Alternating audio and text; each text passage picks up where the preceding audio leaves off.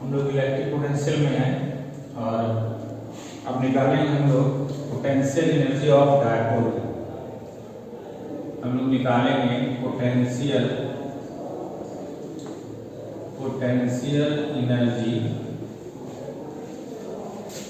Energy of dipole in uniform electric field.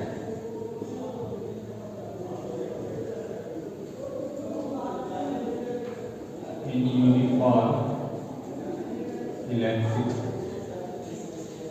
uniform electric field में हम लोग किसी भी डायपोल का पोटेंशियल एनर्जी फाइंड आउट करेंगे, निकालना है। ऐसे हम लोग पढ़े हैं कि पिछले लेक्चर में if there are two charges and they are separated by a particular distance then the potential energy of the system will be K1 Q2 by R। Potential energy जब भी होगा तो टू चार्ज है system होगा या many charge है system होगा। यहाँ पे डायपोल है तो डायपोल की पोटेंशियल एनर्जी निकालनी है। तो पोटेंशियल एनर्जी कहीं पर भी अगर हम लोग निकालते हैं तो we have to find the amount of work done, क्योंकि potential energy amount of work done को बताता है। ठीक है, तो इस डायपोल ये डायपोल जो है मान रहे हैं कि इलेक्ट्रिक फील्ड के साथ थीटा एंगल पे है, what will be it's potential energy. ठीक है, इसकी पोटेंशियल एनर्जी क्या होगी। ठीक है, तो पोटेंशियल एनर्जी हम मान लेते हैं कि E is the strength of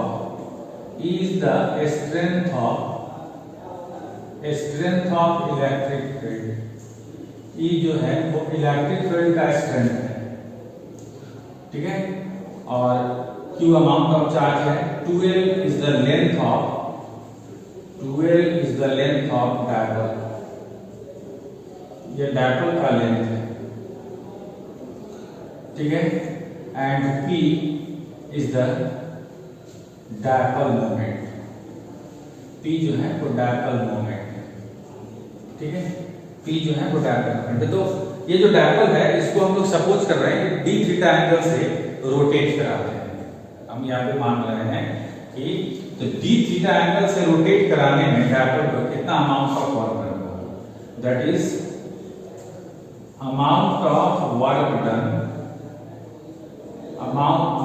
work done to rotate through an angle d theta. तो वर्क इज इक्वल टू क्या होता है, work is equal to force into displacement होता है लीनियर मोशन में। और रोटेशनल मोशन में जब हम लोग बात करेंगे, ठीक है, वर्क डन, तो f की जगह पे टाउ हो जाएगा और s की जगह पे d थीटा हो जाएगा। That is tau into d theta. ठीक है, टाउ इनटू d थीटा होगा। और हम लोग जानते हैं पहले से पढ़े हैं कि tau is equal to p sin theta होता है। टाउ जो है यह p sin थीटा होता है। ठीक है, तो amount of work done to rotate through an angle d theta क्या हो जाएगा, टाउ इनटू d थीटा, यानी dw, that is the amount of work. और tau is equal to, just अभी हमने क्या देखा, टाउ इज इक्वल टू आपको है pe sin theta, that is pe sin theta into d theta. This will be the amount of work done to rotate the dipole through an angle d theta। ठीक है,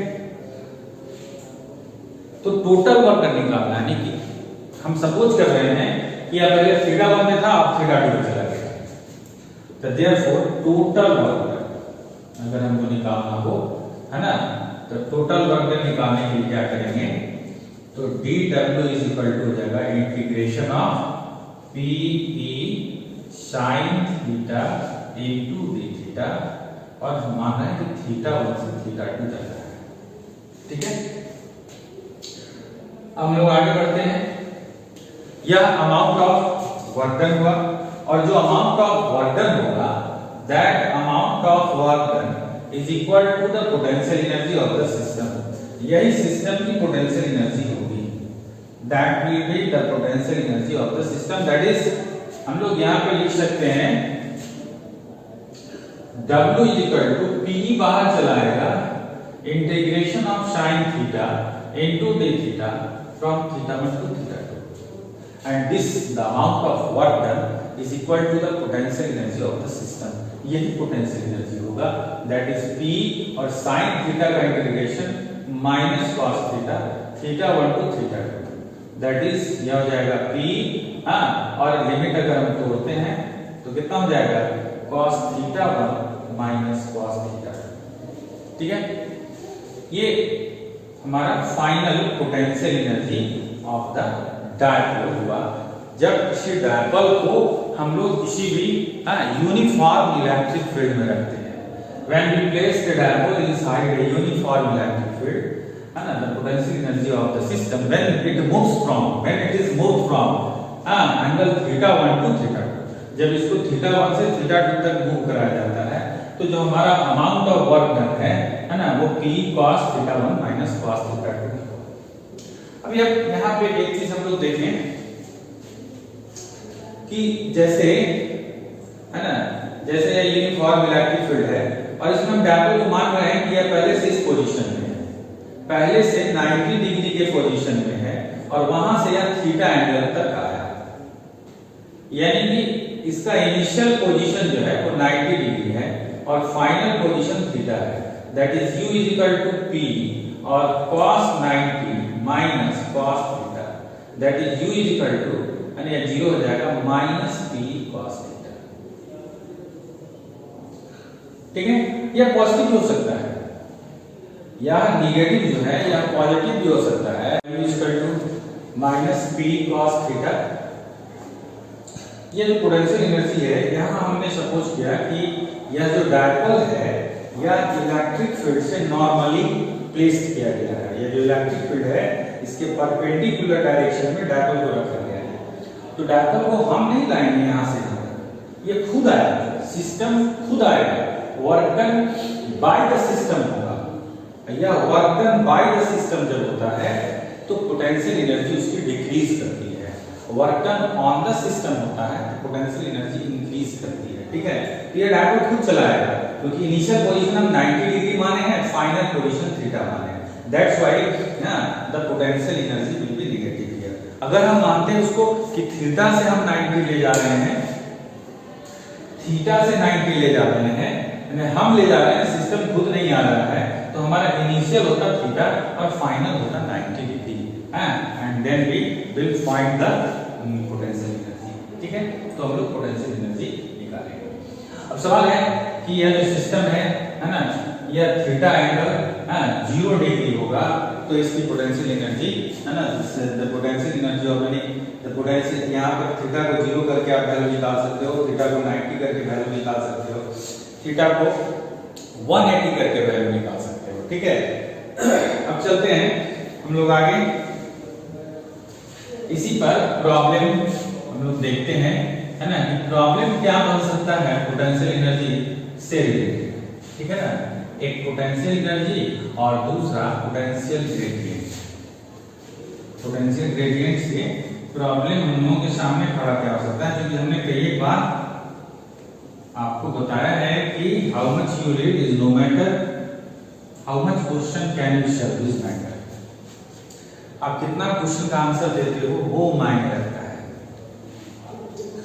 जैसे कहता है कि कोई square है, सपोज कर लेते हैं कि कोई स्क्वायर है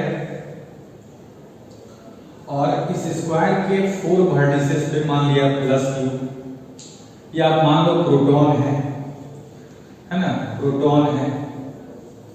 ठीक है, यह इसका सेंटर है, यह इसका मिड पॉइंट है। तो किसी भी इलेक्ट्रॉन को क्वेश्चन कहता है ना, ये point A B C D हुआ या पॉइंट पी हुआ एंड दिस पॉइंट या पॉइंट हो सेंटर हो, साइड आपने मान लिया जो दिया रहेगा 10 सेंटीमीटर, चाहे हम लोग अभी ए मान के ही चले कि कोई स्क्वायर है और इसके 4 वर्टिसेस पे 4 चार्जेस रखे हुए हैं, चार्ज में प्रोटॉन है। तो कह रहे हैं कि how much work is done to move the electron from p to o। How much work is done to move the electron from p to o। किसी भी इलेक्ट्रॉन को p पॉइंट से o पॉइंट तक ले जाने में amount of work done कितना होगा। तो किसी चार्ज मतलब किसी इलेक्ट्रॉन को, यानी आप अपने इलेक्ट्रॉन फिक्स कर दिया, प्लेस कर दिया। अब इस इलेक्ट्रॉन को यहां से यहां तक ले जाने में कितना वर्क डन होगा। ठीक है, ऐसा सवाल हम आपको बताए भी हैं कि जैसे कोऑर्डिनेट सिस्टम है, इस कोऑर्डिनेट सिस्टम में ये एनसीईआरटी का प्रॉब्लम है आपका, है ना, कि यहाँ पे मान लिया कि प्लस q चार्ज रखा हुआ है और यहाँ पे प्लस स्मॉल q चार्ज रखा हुआ है। ठीक है, और आपको इसका कोऑर्डिनेट्स मान लिया कि दे रहा है 0 a 0, है ना, इसका कोऑर्डिनेट्स a 0 0, है ना, एक पॉइंट p है, इस पॉइंट p का कोऑर्डिनेट्स जो है मान लिया, है ना, कुछ भी xy मान लेते हैं। ठीक है, पॉइंट p है। तो कह रहा है एक चार्ज यहाँ पे, क्वेश्चन को पहले समझिए कि ये कोऑर्डिनेट सिस्टम है और प्लस q चार्ज यहाँ पे रखा हुआ है। एक अनदर चार्ज है जिसको हम लोग इस पॉइंट से इस पॉइंट तक लाना है, यानी कि from point L to from point M लाना है, लेकिन भाया p तक जाना है और p से फिर M तक आना है। तो इसके पहले बताएं कि कंजर्वेटिव फील्ड जो होता है, जहां पर भी हम लोग कंजर्वेटिव फील्ड की बात करते हैं, वहां पर पाथ डिपेंड नहीं करता है, पाथ मायने नहीं रखता है।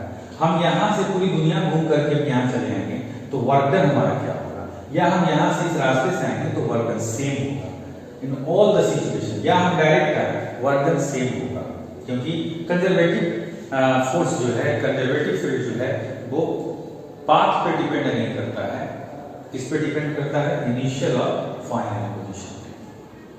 तो हम लोग क्या करेंगे, इस पोजीशन में पोटेंशियल एनर्जी निकाल लेंगे और फिर इस पोजीशन में पोटेंशियल एनर्जी निकाल लेंगे और चेंज इन पोटेंशियल एनर्जी कर देंगे, that is the positive of the particle ui minus uf, इसना minus that will the particle. ठीक उसी तरह से यहाँ पे, है ना, यहाँ पे 4 प्रोटॉन रखे गए हैं, 4 protons are placed at the 4 corners of the square। ये जो स्क्वायर है इसके 4 कॉर्नर्स पे रखे गए हैं, है ना। तो पहले यहाँ पर जो हम इलेक्ट्रॉन रखे हैं, तो पहले हम इन चारों सिस्टम, चारों चार्ज के साथ इसकी पोटेंशियल एनर्जी निकाल लेंगे, इसके साथ, इसके साथ, इसके साथ, इसके साथ पोटेंशियल एनर्जी ui निकल जाएगा। ui हमारा निकलेगा u1 plus u2 plus u3 plus u4। फिर इसको यहाँ पे प्लेस करेंगे इसी चार्ज को और फिर पोटेंशियल एनर्जी निकालेंगे। ठीक है, हालांकि यहाँ पे पोटेंशियल एनर्जी निकालेंगे, एक के निकाल के 4 से मल्टीप्लाई करेंगे और हमारा uf निकल गया, u'1 plus u'2 plus u'3 plus u'4। ठीक है, u'4 और ui minus work done is equal to क्या हो जाएगा, ui माइनस uf। ठीक उसी तरह से इसी इलेक्ट्रॉन को अगर यहाँ से और यहाँ ले जाना है ना, तो फिर हम क्या करेंगे, यहाँ से इसको मिलाएंगे, यहाँ से इसको मिलाएंगे, तो इस पॉइंट पर इसका इसके साथ पोटेंशियल एनर्जी, इसका इसके साथ पोटेंशियल एनर्जी, फिर इसका इसके साथ पोटेंशियल एनर्जी, इसका इसके साथ पोटेंशियल एनर्जी, फिर हम लोग यहाँ पे ui निकालेंगे और फिर इसी इलेक्ट्रॉन को सेंटर पे रख करके और फिर हम लोग एनर्जी निकालेंगे, दैट इज uf, और work done is equal to ui minus uf कर देंगे। यही है, कहीं पर भी अगर हम लोग को वर्क डन निकालना है पोटेंशियल और चार्ज सिस्टम दिया हुआ है, we will apply the formula of क्या चीज, हम लोग इसका फार्मूला अप्लाई करेंगे तो हम लोग पोटेंशियल एनर्जी का करेंगे। दूसरी बात हमने आपको बताया था कि कोई भी पॉजिटिव चार्ज होता है ना, ये सब क्वेश्चन बनता है क्योंकि अगर कोई भी पॉजिटिव चार्ज है तो पॉजिटिव चार्ज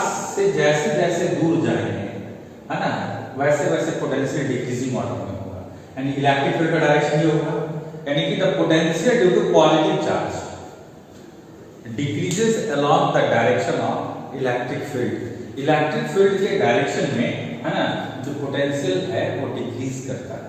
ठीक है, तो इस पर हम लोग सेकेंड डे क्वेश्चन डिस्कस करेंगे। ठीक है, सेकेंड डे क्वेश्चन डिस्कस करेंगे।